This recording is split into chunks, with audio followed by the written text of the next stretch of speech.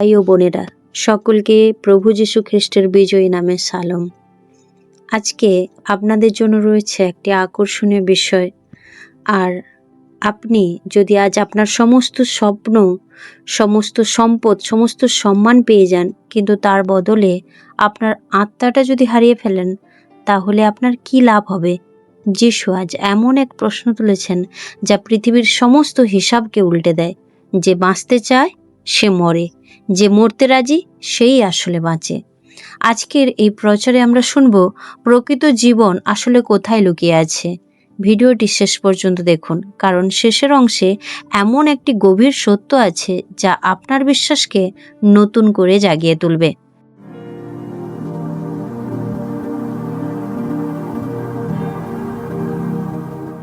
তার আগে আমরা একটা গল্প শুনে আসুন। দুই জেলে ভাইয়ের গল্প। সুন্দরবনের কাছাকাছি একটি নদীর ধারে গ্রামে দুই ভাই থাকত। একজনের নাম বিমল আর একজনের নাম প্রদীপ। দুজনেই জেলে ছিল। একদিন প্রবল ঝড়ে তাদের ছোট নৌকাটি নদীর মাঝখানে উল্টে যাওয়ার উপক্রম হলো। বিমল সাঁতার জানতো ভালো, প্রদীপ জানতো না।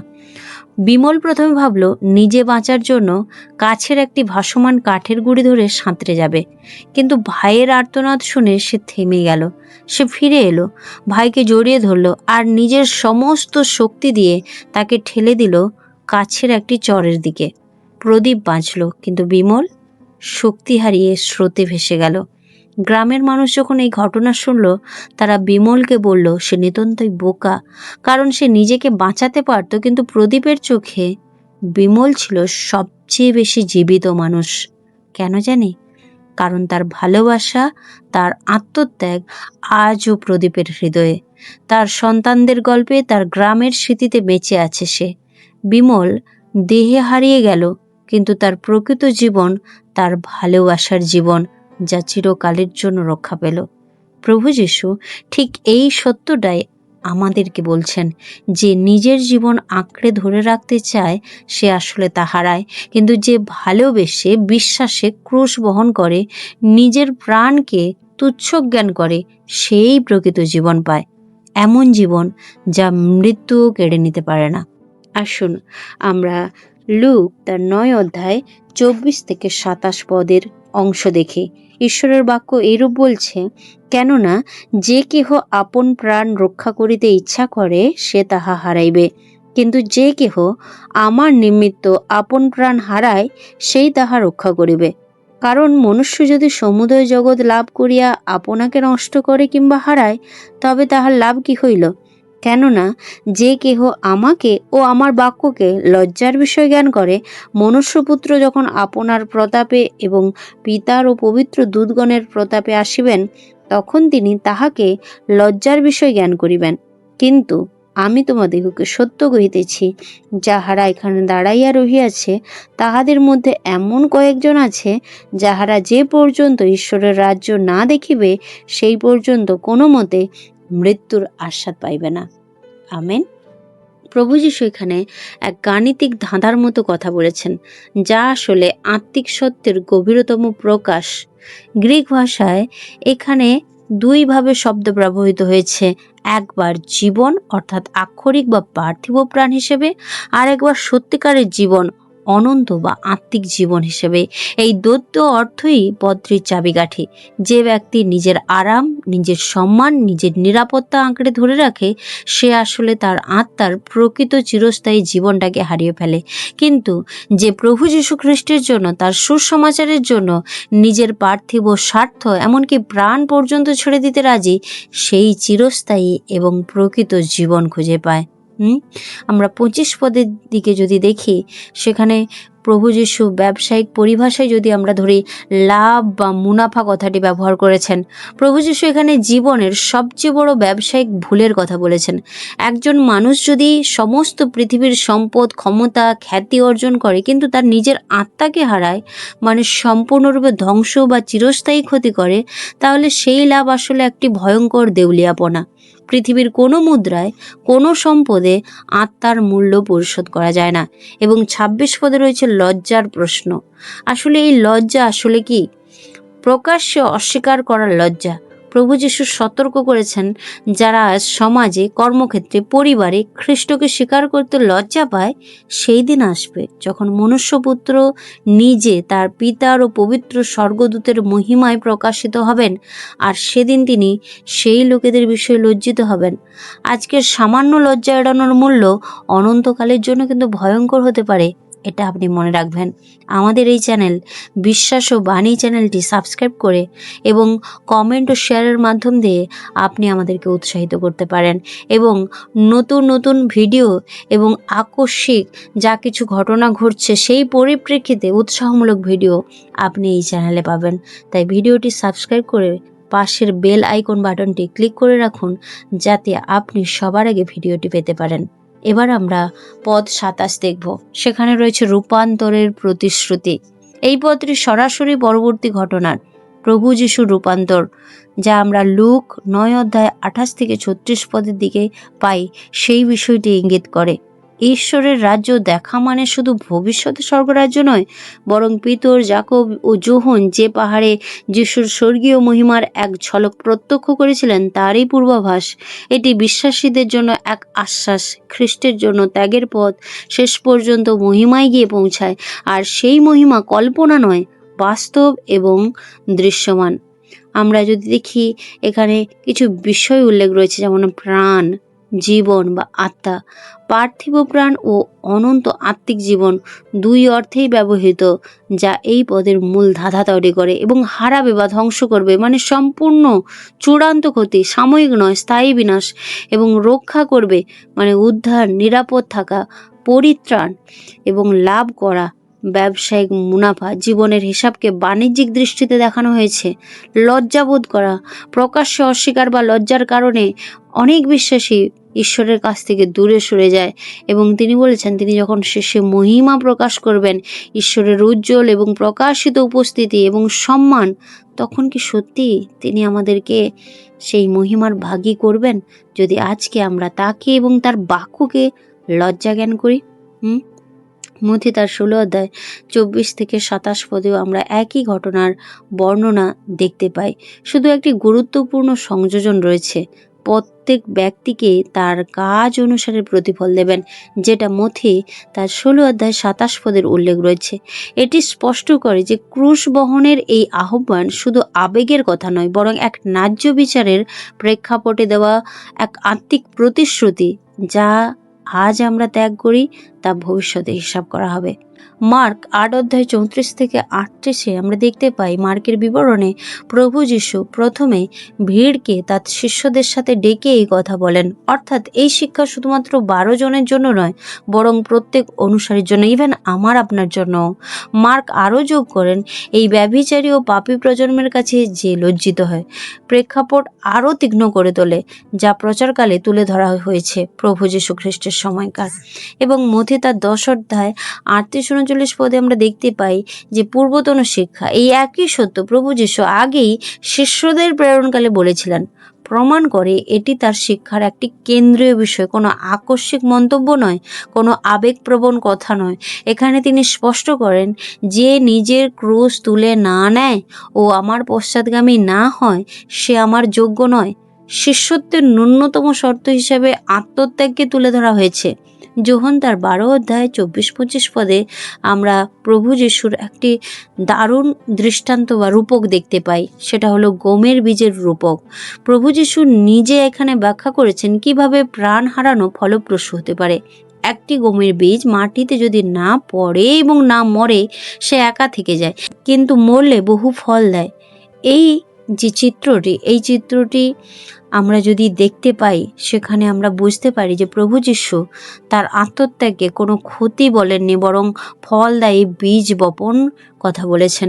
ফিলিপিও 3:7-8 পৌলের ব্যক্তিগত সাক্ষ্য। পৌল, যিনি একদিন ধর্মীয় মর্যাদা, বংশ পরিচয়, শিক্ষাগত যোগ্যতা সমৃদ্ধ ছিলেন, এবং তিনি গমলিয়েলের ছাত্র বলে নিজেকে খুব অহংকার করে দাবি করতেন, তিনি খ্রিস্টের জন্য যা কিছু লাভ করেছিলেন, তিনি বলেছেন এগুলো সবই ক্ষতি।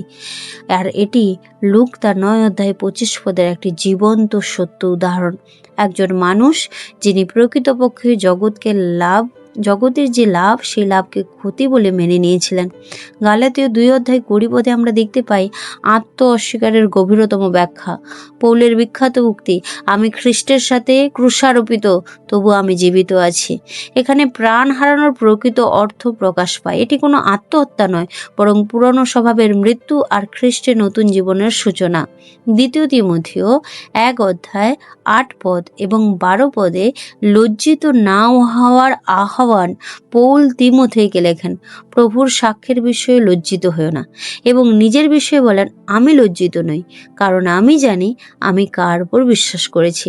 এটি লুক 9:26 সরাসরি ব্যবহারিক প্রয়োগ। কেননা বাক্য বলছে, কেননা যে কেহ আমাকে ও আমার বাক্যকে, অর্থাৎ প্রভু যীশু নিজেই বলছেন, আমাকে এবং আমার বাক্যকে লজ্জার বিষয় জ্ঞান করে, মনুষ্যপুত্র যখন আপনার প্রতাপে এবং পিতার ও পবিত্র দূতগণের প্রতাপে আসবেন, তখন তিনিও তাহাকে লজ্জার বিষয় জ্ঞান করবেন।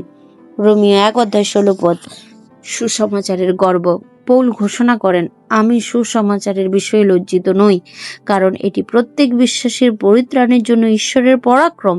এই পত্রে আমাদের মনে সাহস জাগায়, আমাদের মনে লজ্জার বদলে গর্বের সাথে, যাতে আমরা বিশ্বাস করতে পারি, তার উৎসাহ প্রদান করে। লুক তার 9:28-36 রূপান্তরের পূর্ণতার ঠিক এই কথার পর মাত্র 8 দিনের মধ্যেই পিতর, যাকব এবং যোহন পাহাড়ে প্রভু যীশুর রূপান্তর প্রত্যক্ষ করেন, যেখানে তার মুখ সূর্যের মতো উজ্জ্বল হয়ে ওঠে। এটি 27 প্রতিশ্রুতির এক পূর্ণতা। কি লেখা আছে যে, আমি তোমাদিগকে সত্য কহিতেছি, যারা এখানে দাঁড়াইয়া রহিয়াছে তাহাদের মধ্যে এমন কয়েকজন আছে, যাহারা যে পর্যন্ত ঈশ্বরের রাজ্য না দেখিবে সেই পর্যন্ত কোনো মতে মৃত্যুর আস্বাদ পাইবে না। অর্থাৎ সেটা কেবলমাত্র একটা ভবিষ্যৎবাণী নয়, শুধুমাত্র ঈশ্বরের রাজ্য নিশ্চয় দেখার ভবিষ্যৎবাণী নয়, বরং একটি বাস্তব অভিজ্ঞতা। প্রকাশিত বাক্য 21 আমরা দেখি, বিজয়ীর প্রতিদান, যে জয় করে সে এই সমস্তের অধিকারী হবে, আমি তার ঈশ্বর হব আর সে আমার সন্তান হবে। আমরা দেখতে পাই যে আসল পরিণতি হলো ঈশ্বরের সন্তান হওয়ার এক চিরস্থায়ী মর্যাদা। আজকে সবশেষে একটি প্রশ্ন, আমরা আমাদের জীবনে এটাকে কিভাবে কাজে লাগাবো? প্রতিদিন আমরা নিজেকে যেন জিজ্ঞাসা করি যে আমি কি আজ নিজের আরাম নিয়ে ব্যস্ত? চারিদিকে এত পারসিকিউশন, এত তাড়না, এই সময় কি আমি নিজের মাংসকে আড়াল করে, প্রভু যীশু খ্রিস্টকে অস্বীকার করে, নিজের আরাম আয়েশ, নিজের প্রোটেকশন নিজে দাবি করছি কিংবা চিন্তা করছি, নাকি খ্রিস্টের জন্য নিজেকে ছেড়ে দিচ্ছি?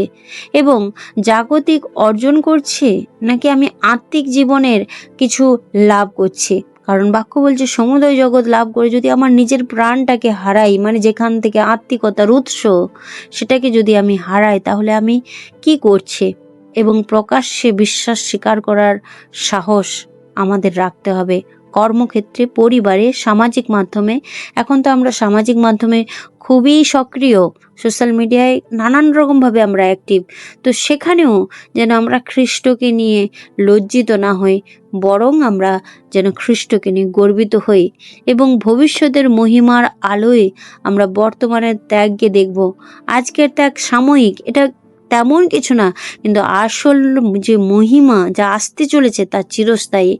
এবং আমরা হয়তো একদিনে আমাদের সমস্ত সম্পদ, আমাদের সমস্ত ভালো লাগা, আমাদের সমস্ত কিছু বিষয় যা আমাদের চক্ষুর বেশ আরামদায়ক, সেটা নিশ্চয়ই ত্যাগ করতে পারবো না। কিন্তু আমরা ছোট ছোট সময়, ছোট ছোট অর্থ, ছোট ছোট বিষয়গুলোকে প্রত্যেক দিন খ্রিস্টের জন্য সেগুলোকে ত্যাগ করে আমরা প্রভুর বাক্যকে অগ্রে রাখি, ঈশ্বর অবশ্যই আমাদেরকে সাহায্য করবেন। আজকে আমরা প্রার্থনা করতে পারি প্রভুর কাছে যে, প্রভু তুমি আমাকে শিখিয়ে দাও কিভাবে নিজেকে ছেড়ে দিতে হয় তোমার জন্য, কারণ আমরা কিছুই জানি না। ইভেন বাক্য বলছে যে আমরা উচিত মতো কিভাবে প্রার্থনা করতে হয় তাও জানি না। আত্মাই আমাদেরকে বলে দেয় যে আমাদের কি করণীয়, কি বলা উচিত। তো ঠিক একই রকমভাবে আমরা আমাদের আরাম, আমাদের সম্মান, আমাদের পরিকল্পনা সব কিছু যেন ঈশ্বরের চরণে দিতে পারি এবং সব কিছুর উপরে যেন ঈশ্বরের কাছে বলতে পারি যে, প্রভু তুমি আমাকে সাহস দাও, আমি কোন পথে যাব, তুমি আমাকে বলে দাও, দেখিয়ে দাও কোনটা আমার জন্য মনোনীত আর কোনটা আমার জন্য উত্তমের পরিকল্পনার। কারণ কি, প্রভু মঙ্গলের ঈশ্বর, তিনি উত্তম পরিকল্পনাকারী ঈশ্বর। আর বাক্য বলে গীত 34:8, আস্বাদন করিয়া দেখো সদা প্রভু মঙ্গলময়। হ্যাঁ, আমরা চেখে মেখে দেখেছি, তাই আমরা জানি তিনি মঙ্গলময়। চারিদিকে এত তাড়না, আমাদের নিয়ে এত, আমাদের উপরে এত অত্যাচার, আমাদের নিয়ে এত কটু কথা, তাও বলছে যে না, যীশু খ্রিস্টই আমাদের ত্রাণকর্তা, আমাদের মুক্তিদাতা, আমাদের উদ্ধারকর্তা। কারণ সেই শক্তি, সেই সাহস ঈশ্বরই আমাদের প্রোভাইড করেছেন। আমরা যেন তার নামের জন্য কখনো লজ্জিত বোধ না করি। আমরা প্রভুর কাছেই প্রার্থনা চাইবো যে প্রভু, যখন তাড়না আসবে, আমরা তো চারিদিকে দেখতে পাচ্ছি, অনেকের অস্বীকারের উক্তিও শুনতে পাচ্ছি। হ্যাঁ, অনেকে স্বীকার করছে, ঈশ্বর ধন্যবাদের বিষয়। প্রভু, তুমি আমাকে শক্তি দাও, তুমি আমাকে লজ্জিত হতে দিও না। এবং ত্যাগ যে আমরা করব, সেই ত্যাগ করার যে মানসিকতা, সেই মানসিকতা প্রভুর শক্তির কাছে চেয়ে নেব। কারণ আমরা ভুলে যাব না এফেসীয় 3:20 কথা। বাক্য বলছে আমাদের অন্তরে ঈশ্বরের যে শক্তি কার্য করে, সেই শক্তি আমাদের চাওয়া এবং আমাদের চিন্তা উভয়ের কর্ম করে থাকতে পারেন। তাই আমরা যদি সচেষ্ট হই, ঈশ্বর আমাদের বিষয়ে অবশ্যই দেখবেন। ঈশ্বরের অনুপস্থিতি মানে এটা নয় যে তিনি আমাদের সঙ্গে নেই। আসলে ঈশ্বর উপস্থিতি থাকেন, হয়তো আড়ালে থাকেন, আমরা বুঝতে পারি না। আমরা তাড়নাকে ভাবি কষ্ট, কিন্তু বাক্য স্পষ্টই বলছে তাড়না কষ্ট নয়, তাড়না আশীর্বাদ। তাড়না আমাদের গেঁথে তোলার একটা ভিত্তি। কারণ 2 তিমথেয় 3:12 বলছে যতজন লোক প্রভু যীশু খ্রিস্টতে ভক্তিভাবে থাকিতে ইচ্ছা করে, সে সকলের প্রতি তাড়না করবে। আর এই যে লজ্জার বিষয়, লাভের বিষয়, ক্ষতির বিষয়, সম্মানের বিষয়, এগুলো আমরা তখনই দেখি যখন আমরা তাড়না আসে, তখন আমরা কখনো কখনো লজ্জা জ্ঞান করি। কারণ বাঁচতে হবে, ছেলে মেয়েদেরকে বাঁচাতে হবে, আমরা এই ডিসিশন নেই। বলুন তো, আমি কি আমার নিজের একটি বাইবেল অনুযায়ী একটি কালো চুলকে সাদা করতে পারি? কিংবা আমাদের আয়ু 1 সেকেন্ড, 1 মিনিট এটা বাড়াতে পারি? সেই ক্ষমতা কি আমাদের হাতে আছে? নিশ্চয়ই নেই। তাই তাড়নার সময় আমরা কখনো নিজেদেরকে প্রোটেকশন দিতে চাইবো না, বরং ঈশ্বরের শক্তির কাছে নিজেরা সমর্পিত হব। আর ঈশ্বর আমাদেরকে প্রোটেকশন দেবেন। কারণ ঈশ্বরের বাক্য আমরা কখনো ভুলবো না যে মনুষ্য যদি সমুদয় জগৎ লাভ করিয়া তার আপন প্রাণ হারায়, তবে তার কি লাভ হইল? তাই নিজেকে যদি হারিয়েই ফেলি জগতের মাঝে, তাহলে কি লাভ হইল? তাই আসুন প্রিয় ভাই বোনেরা, আমরা প্রভুতে বৃদ্ধি পাই, আমরা বিশ্বাসে দৃঢ় থাকি। কারণ এই তাড়না থেকে প্রভু আমাদেরকে উদ্ধার করতে সক্ষম। আমেন। প্রচারটি ভালো লাগলে বেল আইকন প্রেস করে চ্যানেলটির পাশে থাকুন এবং আপনার প্রিয়জনদেরকে উৎসাহিত করতে প্রিয়জনদের সঙ্গে এই প্রচারটি শেয়ার করে নিতে পারেন। ধন্যবাদ। ঈশ্বর প্রত্যেককে তার আপন বাক্যে আশীর্বাদ করুক। আমেন। জয় যিশু। জয় যিশু। প্রভুর বাক্য আমাদেরকে শিক্ষা দেয়, যখন আমরা প্রভুর কাছে আসব, তখন কেউ যেন আমরা খালি হাতে না আসি। এবং পুরাতন নিয়মে মালাখি পুস্তক বলে যে আমরা নাকি ঠক এবং জোচ্চোর কিসের বিষয়ে? দান এবং দশমাংশের বিষয়ে। কিন্তু নতুন নিয়ম 2 করন্থীয় 9:7 প্রভুর বাক্য বলে প্রত্যেকজন হৃদয়ে যেরকম সংকল্প করে সেই রকমভাবে দান করুক, মনের দুঃখের সঙ্গে কিংবা দিতে হবে বলে এইভাবে দান না করুক, কারণ ঈশ্বর হৃষ্টচিত্ত দাতাকে ভালোবাসেন। আপনি যদি ঈশ্বরের রাজ্যের জন্য অল্প বীজ বোনেন, তাহলে আপনি অল্প ফসল কাটবেন। কিন্তু আপনি যদি ঈশ্বরের রাজ্যের জন্য অধিক বীজ বোনেন, আপনি ঈশ্বরের রাজ্যের বিষয়ে অধিক ফসল কাটবেন। ঈশ্বরের ধন্যবাদ হোক। কারণ লুক পুস্তক আমাদেরকে এইরূপ শিক্ষা দেয়, যদি আমরা দান করি তো আমাদেরকে দেওয়া যায়। আপনার অন্তরাত্মা চায় প্রভুর রাজ্যের বিষয়ে বীজ বোনার জন্য, তাহলে আপনি স্ক্রিনে দেওয়া যে কিউআর কোড রয়েছে, সেই কিউআর কোড স্ক্যান করার মাধ্যম দিয়ে, কিংবা অ্যাকাউন্ট ডিটেলস রয়েছে সেই অ্যাকাউন্ট পের মাধ্যম দিয়ে, কিংবা ইউপিআই অ্যাড্রেস রয়েছে এবং ইউপিআই মোবাইল নম্বর রয়েছে, যে কোনো অপশনের মাধ্যম দিয়ে আপনার সুবিধা মতো আপনি ঈশ্বরের রাজ্যের বিষয়ে বীজ বুনতে পারেন। ধন্যবাদ। ঈশ্বর আপনাদের প্রত্যেককে আশীর্বাদ করুক, যীশু খ্রিস্টের নামে।